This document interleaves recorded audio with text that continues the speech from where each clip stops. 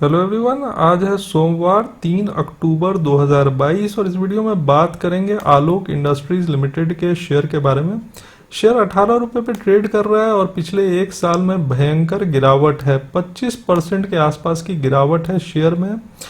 अगर एक साल की बात की जाए तो शेयर 35 रुपये के ऊपर भी गया था, लेकिन शेयर हमेशा टूट जाता है ऊपर के लेवल से और शेयर को जो एक सपोर्ट मिलता था 20 रुपये के आसपास, उसके भी नीचे ये शेयर अभी ट्रेड कर रहा है। तो अपने सपोर्ट प्राइस के नीचे चला गया ये शेयर। ऐसे में क्या करना चाहिए आलोक इंडस्ट्रीज लिमिटेड के शेयर में? जब आलोक इंडस्ट्रीज की बात होती है तो रिलायंस इंडस्ट्रीज का नाम इस कंपनी के साथ जुड़ता है। साथ ही टेक्सटाइल सेक्टर को लेकर सरकार भी बहुत सारे स्टेप्स ले रही है। ऐसे में क्या हो सकता है आलोक इंडस्ट्रीज का फ्यूचर और क्या करना चाहिए शेयर में, वो सारी बातें आपको मैं डिटेल में बताऊंगा, तो वीडियो में बने रहिएगा फ्रेंड्स। आलोक इंडस्ट्रीज की अगर बात की जाए फ्रेंड्स तो 2019 में रिलायंस इंडस्ट्रीज ने इस कंपनी में निवेश किया था, लेकिन कंपनी की हालत सुधर नहीं रही है। क्वार्टर ऑन क्वार्टर बेसिस पे आलोक इंडस्ट्रीज का शेयर लॉस दिखा रहा है। रेवेन्यू जरूर इंक्रीज कर रही है।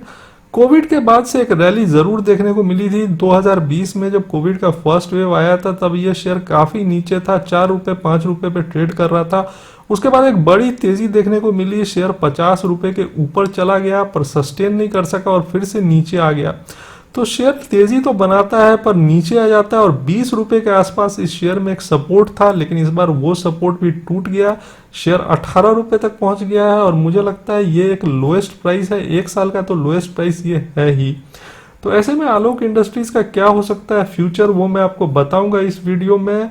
फ्रेंड्स, आलोक इंडस्ट्रीज की बात की जाए तो मैं जैसा बता रहा हूँ, जून क्वार्टर में कंपनी को 1971 करोड़ 52 लाख रुपए का नेट सेल्स हुआ था, पर लॉस देखिए 141 करोड़ 58 लाख रुपए का। मार्च क्वार्टर में भी कंपनी को लॉस हुआ था 26 करोड़ 76 लाख रुपए का।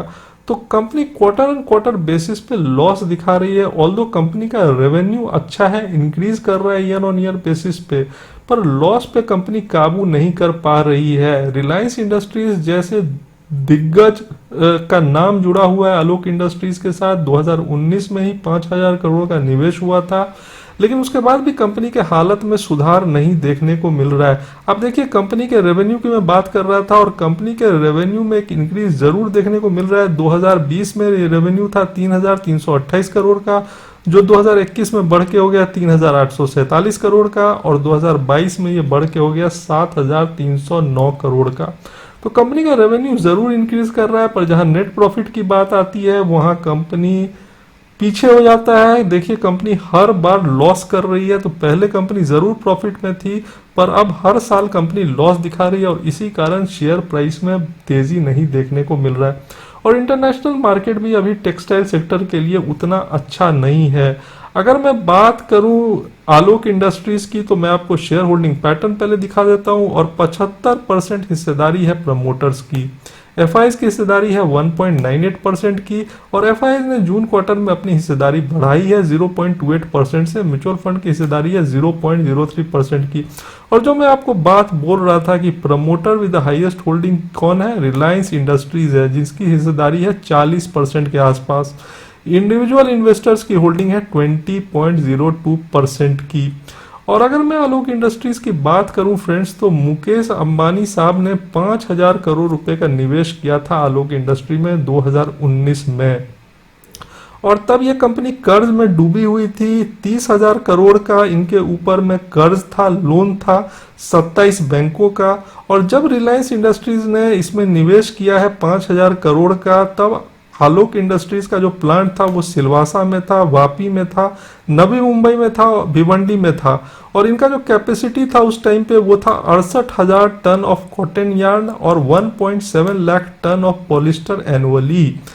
तो 2019 में मुकेश अंबानी साहब ने, रिलायंस इंडस्ट्रीज ने आलोक इंडस्ट्रीज में 5,000 करोड़ का निवेश किया। फिर सिंटेक्स इंडस्ट्री में 3,651 करोड़ का 2022 में ही Shubh Laxmi Polyesters and Shubh Laxmi Polytex Limited में भी रिलायंस इंडस्ट्रीज का निवेश हुआ है।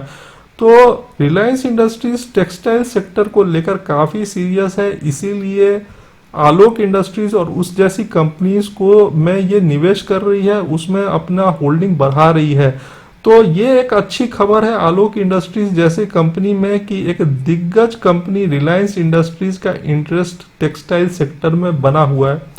दूसरा इंपॉर्टेंट पॉइंट मैं जो आपको बताना चाहता हूँ वो ये है फ्रेंड्स कि सरकार भी टेक्सटाइल सेक्टर को लेकर काफ़ी सीरियस है और उसके पीछे कुछ रीजंस है फ्रेंड्स।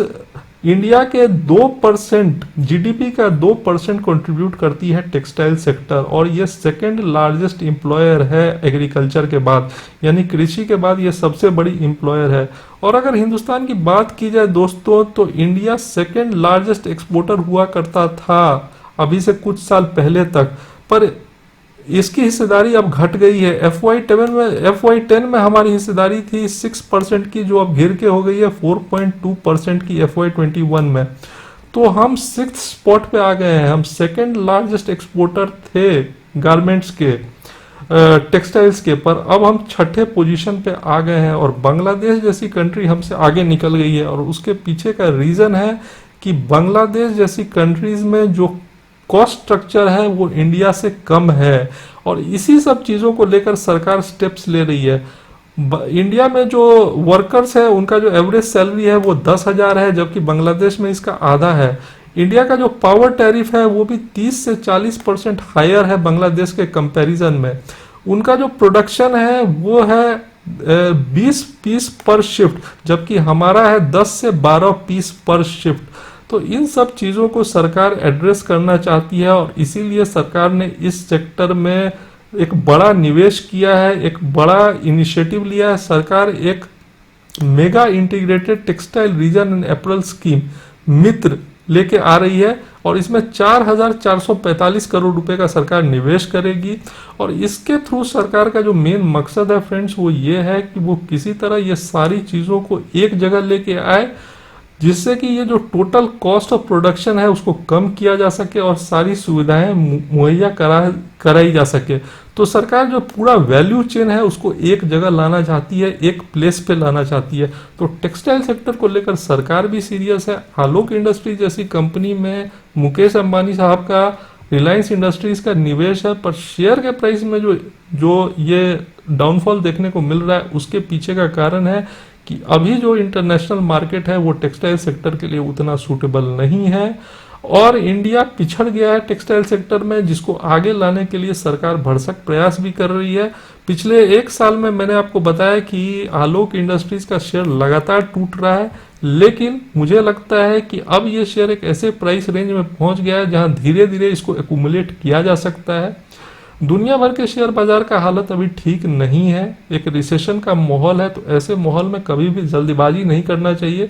शायद आपको ये शेयर्स और सस्ते रेट पे मिले तो धीरे धीरे करके इनको एक्यूमुलेट कीजिए और जैसे ही टेक्सटाइल सेक्टर में कोई अच्छी खबर आएगी, जिस तरह से सरकार इनिशिएटिव ले रही है, और आलोक इंडस्ट्री जैसी कंपनी डूबने वाली कंपनी नहीं है। जैसा मैंने बताया कि मुकेश अंबानी साहब ने, रिलायंस इंडस्ट्रीज ने इस कंपनी में निवेश किया हुआ है, तो ये कंपनी डूबने वाली नहीं है। मुझे लगता है कि इस शेयर में एक उछाल जरूर देखने को मिलेगा फ्यूचर में।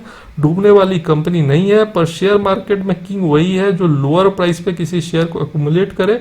तो शेयर को टूटने दीजिए और धीरे धीरे एक्यूमुलेट कीजिए लोअर प्राइस पे ऐसे शेयर्स को, शायद आपको बहुत बड़ा बेनिफिट मिल जाएगा। क्योंकि जिस तरह की रैली देखने को मिली थी पोस्ट कोविड, अगर उस तरह की रैली फिर से आती है शेयर में तो ये पैसे को डबल ट्रिपल भी कर सकता है। तो ये था मेरा आलोक इंडस्ट्रीज को लेकर व्यू पॉइंट फ्रेंड्स। वीडियो पसंद आया हो तो एक लाइक कर देना और चैनल को सब्सक्राइब कर देना। Thanks for watching.